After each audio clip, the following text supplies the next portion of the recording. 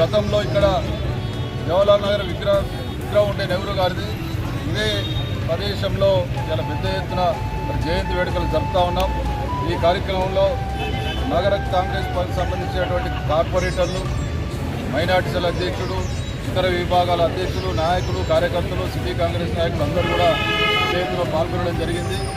ముఖ్యంగా ఈ దేశం కోసం ప్రాణత్యాగం చేసినటువంటి కుటుంబంలో, అదేవిధంగా ఈ దేశ స్వాతంత్ర సంగ్రామంలో